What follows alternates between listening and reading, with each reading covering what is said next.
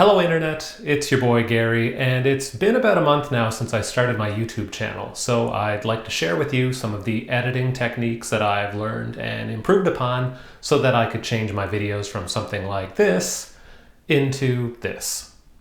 So let's get started.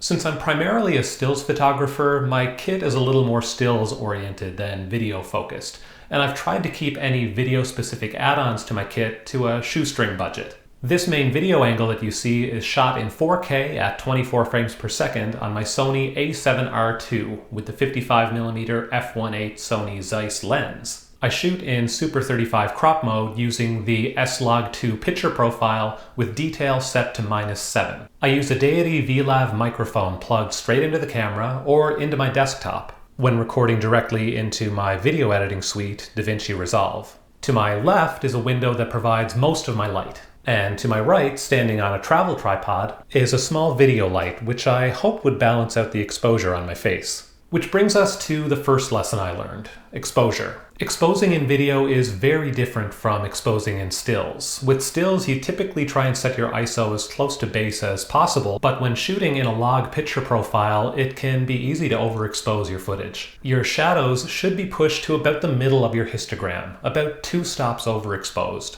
The lowest ISO setting for S-Log2 on my camera is ISO 800, which is 3 stops higher than the base stills ISO of ISO 100. Airy Forever pointed out that my last video was quite overexposed, and while that hurt my feelings deeply, I appreciate their honesty. On a bright day with a video light on, it might be necessary to apply an ND filter to drop my exposure by 1 stop. However, there's one other lesson I learned that should get 2 birds stoned at once. Get 2 birds stoned at once. Second is the concept of shutter angle, and to be honest, I don't entirely get it.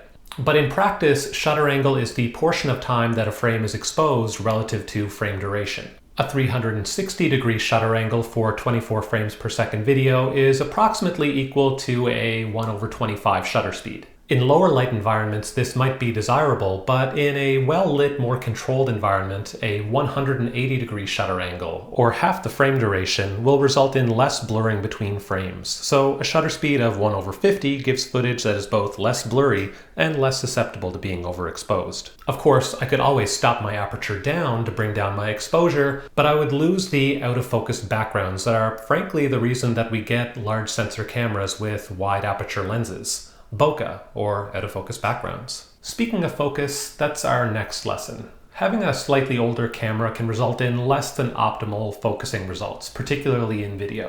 I found flexible point autofocus to have some lackluster results with the occasional focus hunting. Ideally, I'd be able to switch electronically to manual focus after setting focus, but that doesn't seem to be an option on the a7R II. Another option would be to have Emily take my seat so that I can set focus on her. But for now, I'll try setting continuous autofocus to wide with face detection on, and hopefully that will give me some more consistent results. Next is sharpening in post.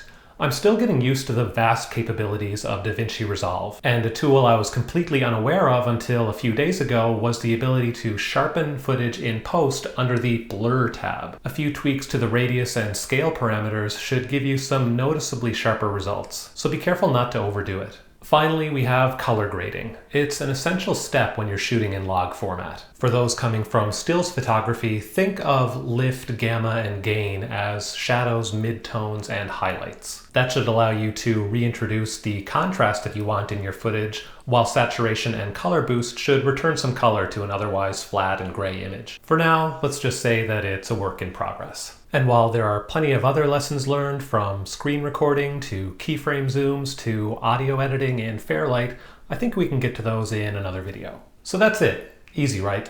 If you've got any questions, make sure you leave them in the comments section below. Give the video a thumbs up if you liked it, subs if you loved it, make sure you hit that bell notification so you get notified the next time I upload something else. And until next time, take more photos or video. Later.